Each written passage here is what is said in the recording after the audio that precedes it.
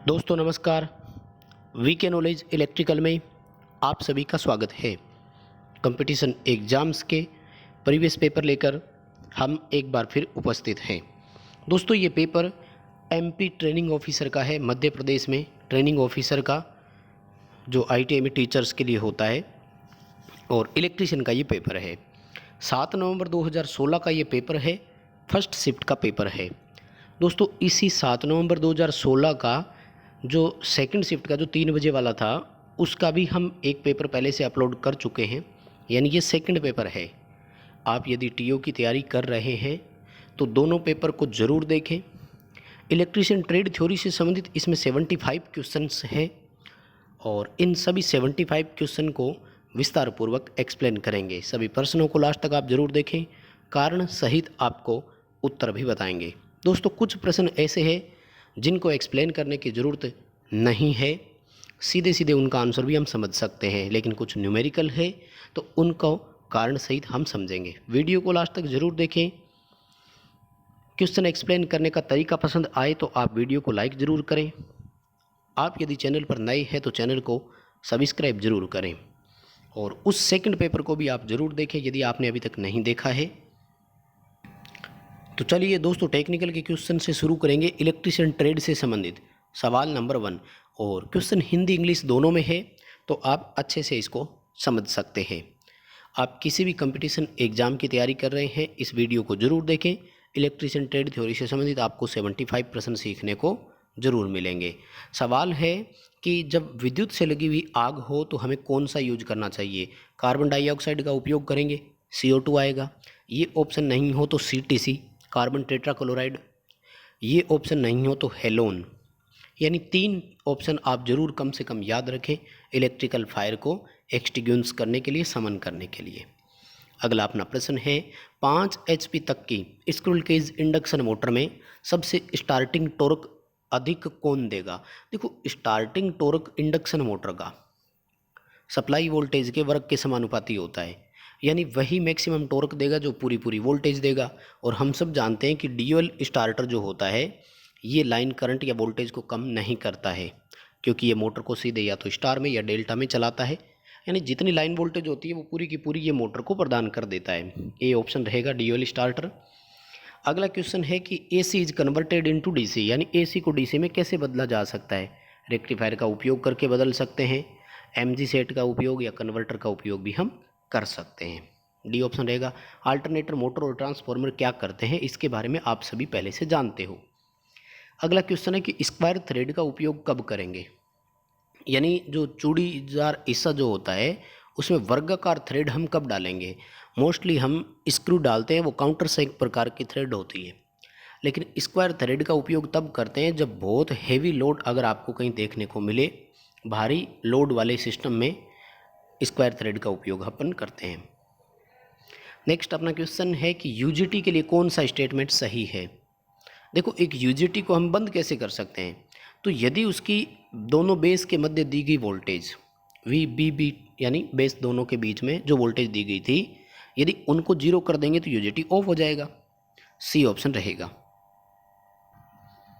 अगला अपना प्रश्न है, ट्रांसफॉर्मर का ट्रांसफॉर्मेशन रेशो कैसे कैसे परिभाषित किया जाता है। ट्रांसफॉर्मेशन रेशो देखो N2/N1, V2/V1 और I1/I2।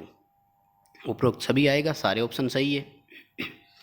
नेक्स्ट क्वेश्चन है कि चुंबकीय बल रेखाओं की दिशा हम कैसे ज्ञात कर सकते हैं। चुंबकीय बल रेखाओं की दिशा या तो दाएं हाथ नियम से या फिर कॉर्क स्क्रू नियम से अपन पता कर सकते हैं, यानी C ऑप्शन रहेगा।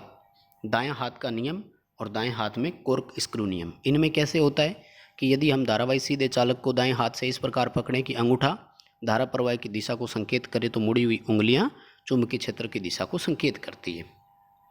अगला क्वेश्चन है, हाई फ्रिक्वेंसी सर्किट के लिए किस प्रकार के कैपेसिटर का उपयोग करेंगे।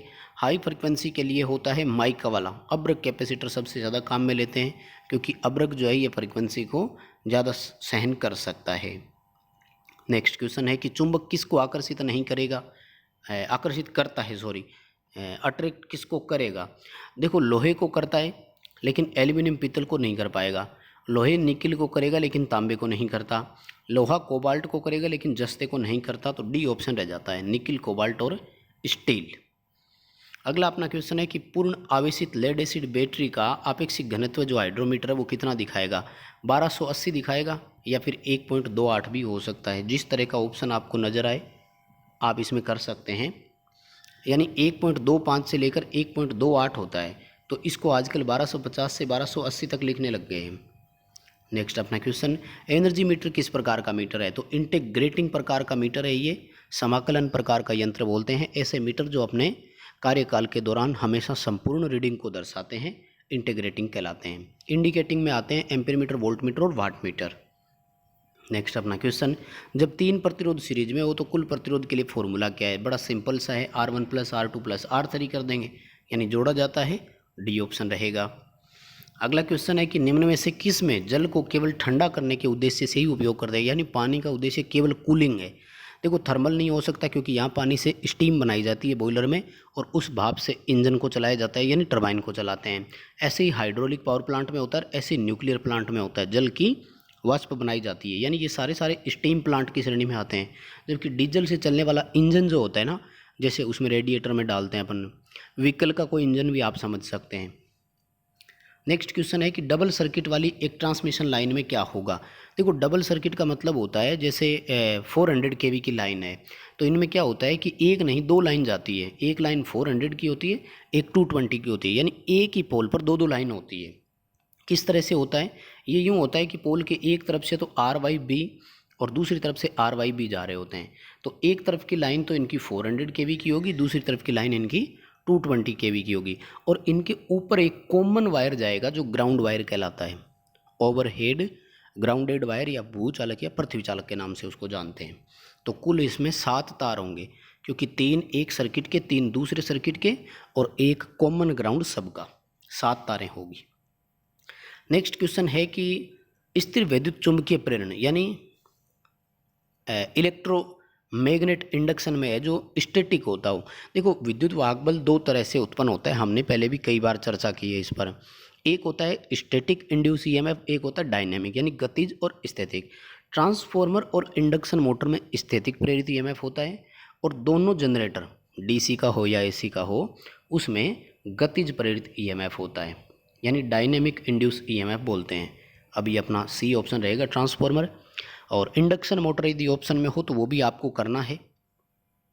अगला अपना क्वेश्चन है कि इलेक्ट्रिकल कंट्रोल पैनल में किसके उपयोग के द्वारा स्विचिंग का लॉजिक प्राप्त किया जाता है।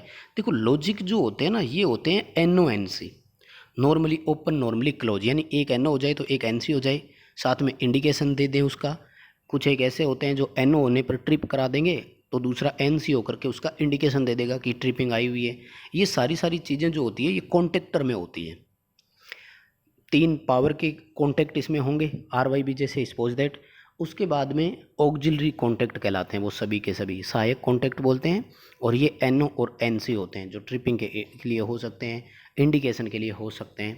तो कॉन्टैक्टर देता है लॉजिक हमेशा। और नेक्स्ट क्वेश्चन है कि सामान्य जो चालक होते हैं उनमें ताप बढ़ने से क्या होगा। तो चालकों में ताप गुणांक जो है वो PTC कहलाता है, पॉजिटिव टेम्परेचर कोफिशिएंट, यानी धनात्मक ताप गुणांक। तो ताप बढ़ने पर प्रतिरोध इनका बढ़ेगा। ट्रांसफार्मर का काम क्या है, तो ट्रांसफार्मर वोल्टेज को स्टेप अप या स्टेप डाउन करता है, और कौन सी वोल्टेज को करेगा, AC वोल्टेज को करेगा। ये सिंपल क्वेश्चन है दोस्तों, इन पर आई थिंक ज़्यादा टाइम लगाने की ज़रूरत ही नहीं है, इसीलिए हम जल्दी इन क्वेश्चन को सॉल्व करते जा रहे हैं। अगला क्वेश्चन है, जब 3 फेज का अल्टरनेटर प्रतिरोधी भार को सप्लाई करता है तो आर्मेचर रिएक्शन कैसा होगा। ये अच्छा प्रश्न है, इसको व्याख्या करते हैं। अल्टरनेटर में आर्मेचर रिएक्शन हमेशा भार के पावर फैक्टर पर निर्भर करती है, और उसकी प्रकृति होती है 3 तरह की। जब प्रतिरोधी भार हो तो ये क्रॉस मैग्नेट कहलाती है, पावर फैक्टर इस समय इकाई होता है। क्रॉस मैग्नेट का मतलब होता है MNA GNA से पिछड़ जाना, यानी मैग्नेट जो है वो बिल्कुल क्रॉस करता है, और वो क्या करता है, फील्ड के साथ 90 डिग्री कोण पर रहता है वो। जब इंडक्टिव भार को सप्लाई करता है तो विचुंबकन कहलाता है, आर्मेचर वाले फ्लक्स का विरोध होता है वहाँ पर, विचुंबकन वो कहलाता है।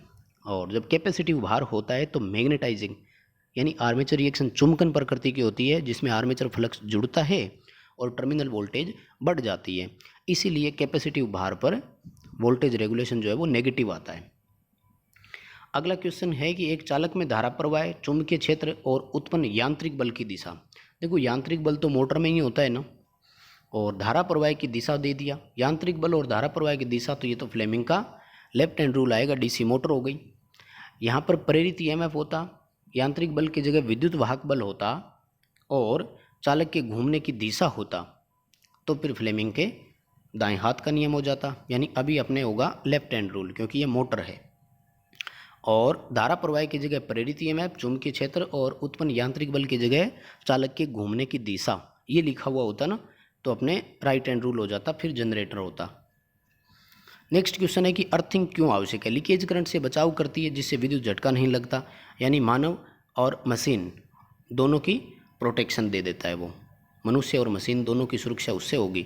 अगला क्वेश्चन है कि एक सोलेनॉइड में क्या होना चाहिए। देखो सोलेनॉइड की आकृति कैसी होती है, पहले तो ये एक स्पाइरल स्प्रिंग टाइप में होता है हमेशा। हीटर की कॉइल आपने देखी होगी, ठीक उसी तरह से होती है सोलेनॉइड भी। तो सोलेनॉइड में लंबाई जो होती है वो हमेशा अधिक होती है उसकी चौड़ाई से, यानी लंबाई जो है वो चौड़ाई से अधिक होती है। बी ऑप्शन रहेगा अपना इसमें। अगला क्वेश्चन है कि डीसी वोल्टेज के ठीक मापन के लिए किस प्रकार के मीटर को काम में लेंगे। तो मूविंग कॉइल टाइप का ही होगा, पीएमएमसी मीटर होंगे जो केवल डीसी पर ही काम में लेते हैं, तो इनकी एक्यूरेसी भी अधिक होगी, क्योंकि एमआई और डायनेमो मीटर जो होते हैं वो एसी डीसी दोनों पर काम में लेते हैं, इसलिए तुलनात्मक रूप से एक्यूरेसी कम पाई जाती है। अगला क्वेश्चन है 12 पोल है, 50 हर्ट्ज है, अल्टरनेटर की गति बताइए। तो एन बराबर फ्रीक्वेंसी इंटू 120 बटे पोल होंगे। फ्रीक्वेंसी 50 हर्ट्ज है, पोल 12 है। जब आप कैलकुलेशन करोगे तो उत्तर आएगा 500 आरपीएम। दोस्तों सिंपल क्वेश्चन है, अगर आपने तैयारी पहले से थोड़ी बहुत भी है ना, तो ये प्रश्न आप आराम से कर सकते हैं। देखो सवाल कह रहा है कि कैपेसिटेंस जो है वो फेराड में मापा जाता है, तो फिर कैपेसिटिव रिएक्टेंस किस में होगा। कैपेसिटिव रिएक्टेंस XC जो होता है ये ओम में होता है, और इसका फॉर्मूला होता है 1/2πfc, 1/2πfc होता है और ओम में होता है। इंडक्टिव रिएक्टेंस, कैपेसिटिव रिएक्टेंस, ये टोटल के टोटल ओम में ही होते हैं। अगला क्वेश्चन, एलईडी कब प्रकाश देती है। जब फॉरवर्ड बायस में निर्धारित विभवांतर दिया जाता है तो एक एलईडी प्रकाश उत्पन्न करने लग जाती है, और ये प्रकाश उसके जंक्शन से निकलता है, हमेशा ध्यान रखें। सिंक्रोनस मोटर में डैम्पर वाइंडिंग का काम क्या है। हंटिंग दोष को दूर करना, मोटर को टॉर्क प्रदान करना या मोटर को सेल्फ स्टार्ट बनाना, दो काम होते हैं, पहले भी करवा चुके हैं। डीसी मशीन में इंटरपोल कैसे जुड़े होते हैं। दोस्तों ये क्वेश्चन अच्छा है। इंटरपोल हमेशा आर्मेचर के सीरीज में होते हैं ना, अब ऐसा ऑप्शन ही नहीं है। तो फिर देखो आर्मेचर के सीरीज में दूसरा कौन आता है, फील्ड वाइंडिंग भी तो आती है ना सीरीज वाली, तो फिर आर्मेचर, सीरीज फील्ड और इंटरपोल सारे सीरीज में होते हैं, इसलिए हम दूसरा वो भी कर सकते हैं, सीरीज फील्ड के साथ सीरीज में। ध्यान से समझिएगा, अच्छा प्रश्न है। आर्मेचर के साथ सीरीज में वो ऑप्शन नहीं है, तो फील्ड के साथ सीरीज में। और नेक्स्ट अपना क्वेश्चन है कि बिजली की चोरी रोकने के लिए हमें पूर्व उपाय करना चाहिए, यानी हमें क्या करना चाहिए बिजली की चोरी रोकनी है। देखो बिजली की चोरी रोकने के लिए तो अगर देखा जाए तो सारे ऑप्शन ही सही है। एनर्जी मीटर को सील कर दो, क्योंकि उसके पहले से ना निकाल दी जाए, और एनर्जी मीटर के टर्मिनलों को सील करना। देखो टर्मिनल्स को सील करना, मीटर को सील करना एक ही बात हो गई। और उसके बाद में कह रहा है कि एनर्जी मीटर के बाद में फ्यूज लगा दिए जाएं, और उपरोक्त सभी इसका ऑप्शन दिया है इन्होंने। और अगला अपना प्रश्न है, ट्रांसफार्मर के ब्रीदर में सिलिका जेल क्यों लगाई जाती है। तो नमी रोकने के लिए होती है, नमी के प्रवेश को रोकने के लिए होती है। ये सिलिका जेल जब फ्रेश होती है, ध्यान से समझना दोस्तों, कलर में सबसे ज़्यादा लोगों को कन्फ्यूजन है। तो जब ये फ्रेश होती है तो बिल्कुल ब्लू कलर की मानते हैं इसको, और जब ये मॉइस्चर को ऑब्जर्व कर लेती है उसके बाद में इसको या तो लाइट पिंक या फिर वाइट कलर माना जाता है। अब बुक में कुछ भी लिखा हुआ हो, इनको सही माना जाता है, इंटरनेट पर भी आपको यही सही मिलेगा, इसलिए आप विजिट करें और आप भी मिलान जरूर कर लें क्वेश्चन का। नेक्स्ट क्वेश्चन है, एक परमाणु में इलेक्ट्रॉन और प्रोटॉन की संख्या हमेशा बराबर होती है। ध्यान रखिएगा, P और E जो है वो बराबर होते हैं, इसीलिए तो वैद्युतिक रूप से एक सामान्य पदार्थ उदासीन माना जाता है। क्यों? क्योंकि प्रोटॉन पर पॉजिटिव, इलेक्ट्रॉन पर नेगेटिव चार्ज होता है, दोनों पर आवेश हमेशा बराबर होता है, एक पर 1.6 माइनस का, एक पर 1.6 प्लस का, इसलिए दोनों आवेश एक दूसरे को न्यूट्रलाइज कर देते हैं और एक परमाणु सामान्य अवस्था में उदासीन होता है। दोनों की संख्या हमेशा बराबर होती है। अगला क्वेश्चन है कि एक अर्धचालक सामग्रियों की चालकता कितनी होती है? चालक और अचालक के बीच की होती है। सिंपल क्वेश्चन है, आप भी इसको कर सकते थे। नेक्स्ट क्वेश्चन है कि ब्रुशेज की बेडिंग का अर्थ क्या है? यानी ब्रुश जो है उनकी बेडिंग, बेडिंग का मतलब होता है उनको एक शेप देना, एक आकृति देना, एक जगह पर एक साथ बांधना। जैसे आयताकार ब्रुश होल्डर होता है तो उसमें दोनों को प्रॉपर सेट करना, ये बेडिंग कहलाती है। और ऐसा हम इसलिए करते हैं कि कम्यूटेटर की वक्रता के आधार पर ब्रुशेज सरफेस का निर्माण करना। यानी कम्यूटेटर जो है उसकी सरफेस में कितना कर्व आता है, वो उसी कर्व के अकॉर्डिंग ब्रुश भी साथ साथ में मूव करने चाहिए। अगला अपना क्वेश्चन, 3 फेज एसी परिपथ के स्टार में लाइन वोल्टेज फेज वोल्टेज में संबंध पूछा हुआ है। तो लाइन वोल्टेज जो है वो फेज वोल्टेज से √3 गुना अधिक होती है, ए ऑप्शन हो जाएगा। अगला क्वेश्चन है कि 400 वोल्ट की एक लाइन जो है उसकी डेड एंड पर, डेड एंड यानी अंतिम सिरे पर किस प्रकार का इंसुलेटर होगा? तो सेकल इंसुलेटर होगा। सीधी लाइन चलेगी तो पिन होगा, और जब भी अंतिम पोल या मोड़ आ जाती है तो वहाँ पर सेकल इंसुलेटर लगता है। अगला क्वेश्चन है कि एक डायोड का उपयोग करते हुए फुल वेव रेक्टिफिकेशन हम उपयोग कर सकते हैं। देखो, फुल वेव रेक्टिफिकेशन के लिए 2 डायोड भी काम में ले सकते थे, 4 भी ले सकते थे, ठीक है। तो इसके 2 ऑप्शन सही है, इसलिए ये क्वेश्चन भी कैंसिल कर दिया गया था, सही नहीं माना गया है, डिलीट हो गया था। मोटर की रेटिंग किस में होती है? तो मोटरों की रेटिंग HP में होती है, और ध्यान रखना किलोवाट में भी होती है। यहाँ तो ऑप्शन नहीं दिया इसलिए कोई दिक्कत नहीं है, HP कर देंगे। हॉर्स पावर में होती है, बट HP/किलोवाट दिया हुआ हो तो ध्यान रखें दोनों ही होती है। मोस्टली किलोवाट से ही चल रही होती है मोटरें। किसी भी इंडस्ट्रियल सिस्टम जो होता है वहाँ पर मोटर को किलोवाट के अकॉर्डिंग ज़्यादा प्रायोरिटी देते हैं। बैटरी की धारा क्षमता में कैसे वृद्धि करेंगे? धारा तब बढ़ती है जब सेलों को समांतर में जोड़ते हैं, बी ऑप्शन रहेगा। समांतर में ज़्यादा सेल लगाएंगे, धारा क्षमता बढ़ जाएगी। अगला क्वेश्चन है कि एक सीरीज परिपथ में वोल्टेज जो है वो धारा से फाई कोण पर लीड कर रही है। जब वोल्टेज लीड कर रही है तो पावर फैक्टर का मान कितना होगा? V और I के बीच में ये जो कोण है इसका कोसाइन मान, कोण का जो कोस फाई मान होगा वही तो पावर फैक्टर होता है ना। V और I के बीच में जो कोण का कोसाइन मान है वह पावर फैक्टर कहलाता है। अगला क्वेश्चन, इंडक्शन मोटर के रोटर में प्रतिरोध क्यों डालते हैं? रोटर में प्रतिरोध डालने से स्टार्टिंग टॉर्क बढ़ जाता है, क्योंकि मोटर का स्टार्टिंग टॉर्क रोटर प्रतिरोध के समानुपाती होता है, और इसीलिए स्क्विरल केज इंडक्शन मोटर की अपेक्षा स्लिप रिंग इंडक्शन मोटर का स्टार्टिंग टॉर्क अधिक होता है। अगला क्वेश्चन, 4 पोल और 50 हर्ट्ज की आवृत्ति वाली मोटर की सिंक्रोनस गति कितनी होगी? आई थिंक कैलकुलेट करने की ज़रूरत ही नहीं है, F × 120/P। तो 4 पोल 50 हर्ट्ज हो तो 1500 RPM ही आता है। इस तरह के प्रश्नों को तो ज़्यादा करने की ज़रूरत ही नहीं है। म्यूचुअल इंडक्शन के सिद्धांत पर वर्क कौन करता है? तो ट्रांसफॉर्मर ही करेगा, क्योंकि सिंपल क्वेश्चन है, आप पहले भी कर चुके हो।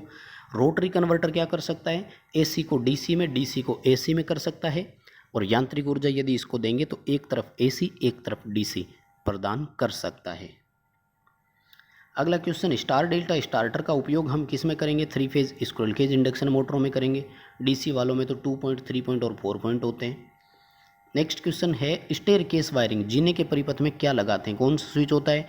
2 वे स्विच होता है, और 2 वे स्विच में 3 टर्मिनल होते हैं, तो उसको हम बोलते हैं SPDT, यानी सिंगल पोल डबल थ्रो। पोल एक ही होता है, 2 में से किसी एक परिस्थिति को वो प्रचालित करता है, यानी सिंगल पोल 2 वे स्विच का हम उपयोग करते हैं। 2 2 वे लगते हैं, 3 टर्मिनल होते हैं। अगला क्वेश्चन है कि मूविंग कॉइल मीटर का उपयोग हम कहाँ करेंगे? देखो, वैसे तो ये कन्फ्यूजिंग क्वेश्चन है, ठीक है, क्योंकि इन्होंने ये नहीं बताया कि PMMC है या डायनेमोमीटर MC है। तो जब भी शॉर्ट में मूविंग कॉइल लिखा हुआ है तो आपको PMMC ही समझना है और DC सप्लाई कर देंगे, क्योंकि डायनेमोमीटर के आगे शब्द डायनेमोमीटर जरूर लिखेगा वो। तो चल कुंडली जब भी दे देता है तो आपको परमानेंट मैग्नेट वाला ही समझना है, जो केवल DC की करंट और वोल्टेज नापने के काम आता है। हाँ, अगर डायनेमोमीटर होता तो वो AC DC दोनों पर काम में लगता है। DC मशीन के मामले में यांत्रिक हानियाँ गति पर निर्भर करेगी। बड़ा सिंपल क्वेश्चन है। जो मैकेनिकल हानियाँ है इनको रोटेशनल लॉस भी बोलते हैं, और रोटेशनल यानी घूर्णन, घूर्णन यानी गति, तो ये स्पीड पर डिपेंडेड होते हैं और स्पीड के वर्ग के समानुपाती होता है, ये भी ध्यान रखें। अगला क्वेश्चन है कि A+B = Y किसका बूलियन व्यंजक है? ये OR गेट का होता है, और एंड गेट का होता है A × B।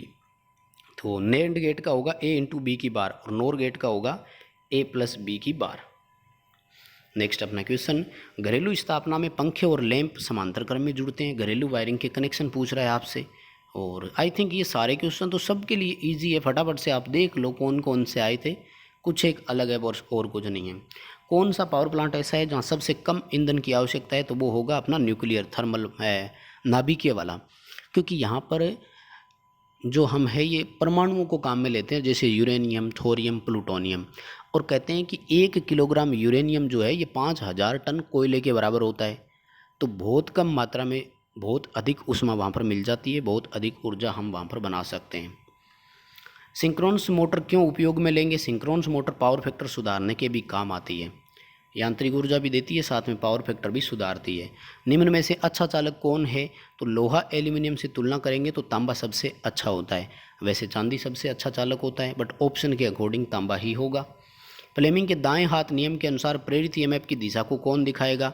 बीच की उंगली दर्शाती है, पहली उंगली चुंबकीय फ्लक्स की दिशा को दर्शाती है, अंगूठा चालक के घूमने की दिशा को संकेत करता है। नेक्स्ट क्वेश्चन है, समान टॉर्क बनाने के लिए सिंगल फेज मोटर की अपेक्षा सिंगल फेज मोटर का पावर फैक्टर 3 फेज मोटर की तुलना में तो कम होता है। टॉर्क समान रहेगा तो मोटर का पावर फैक्टर कम होगा, उसमें लेस आएगा, ठीक है। और अगला अपना प्रश्न है कि व्हीटस्टोन ब्रिज का उपयोग क्यों करेंगे? अज्ञात मान का प्रतिरोध नापने के लिए करते हैं, निम्न मान का प्रतिरोध नापते हैं। बहुत कम मान का नापना हो तो फिर केल्विन ब्रिज का उपयोग अपने करते हैं। नेक्स्ट क्वेश्चन है कि परिपथ में धारा क्या उत्पन्न कर सकती है? उसमें रासायनिक, चुंबकीय, तीनों प्रभाव उत्पन्न करती है। सिंपल क्वेश्चन है। शक्ति मापने की 2 वाट मीटर विधि में 1 वाट मीटर जीरो रीडिंग दे रहा है, दूसरा वाट मीटर टोटल रीडिंग के बराबर देता है। ऐसा तब होता है जब फेज अंतर 60 डिग्री हो और पावर फैक्टर 0.5 हो। फेज अंतर कितना हो? 60 डिग्री फेज अंतर हो तब होता है। तो याद रखें फेज अंतर को भी आप साथ में इसका फेज अंतर भी आप याद रखें, क्योंकि कोई जरूरी नहीं हर बार पावर फैक्टर योग, कई बार फेज अंतर भी पूछ लेते हैं। नेक्स्ट क्वेश्चन है कि 3 फेज सिस्टम में हम न्यूट्रल को अर्थ क्यों करते हैं? देखो, अगर लोड बैलेंस हो तो न्यूट्रल में कोई धारा प्रवाहित नहीं होती है, लेकिन जब भी कोई फॉल्ट आता है और भार अनबैलेंस होता है तो न्यूट्रल में से बहुत अधिक धारा चलती है। उस समय वो जो है करंट ग्राउंड हो जाए और प्रोटेक्शन जो है वो हो जाए उपकरण का, यानी फॉल्ट होने पर उपकरण जो है उसमें कभी ओवर करंट नहीं आएगा, क्योंकि वो न्यूट्रल में से चली जाएगी। ट्रांसफार्मर का वोल्टेज रेगुलेशन किस बात पर निर्भर करेगा? वो इस बात पर निर्भर करेगा कि लोड कैसा है, उस लोड का पावर फैक्टर कैसा है। क्योंकि जब कैपेसिटिव भार हो तो भार पर टर्मिनल वोल्टेज बढ़ती है और रेगुलेशन ऋणात्मक आता है, नेगेटिव आता है। अगला क्वेश्चन है कि डीसी मशीनों में armature core laminated silicon steel की होती है, यानी लेमिनेशन से बनती है, वो पत्तियों से बनती है, पतली पतली पत्तियां होती है, सिलिकॉन स्टील की होती है। सिलिकॉन स्टील स्ट्रेसिस हानि को कम करता है, एडी करंट हानि लेमिनेशन से कम हो जाती है। नेक्स्ट क्वेश्चन है कि पीएमएमसी मीटर कहाँ काम में लेते हैं? अब देखो क्वेश्चन 3 बार आ गया, एक ही क्वेश्चन, सेम क्वेश्चन, तो केवल डीसी राशि मापने के आएगा, बी उत्तर करेंगे इसके लिए हम। और अगला अपना क्वेश्चन है कि टंगस्टन फिलामेंट लैंप में क्या क्या भरा होता है? तो या तो नाइट्रोजन होगी या फिर आर्गन होगी, आर्गन और नाइट्रोजन दोनों में से एक होगी, और ये इनर्ट गैसें होती है, यानी निष्क्रिय गैस कहलाती है।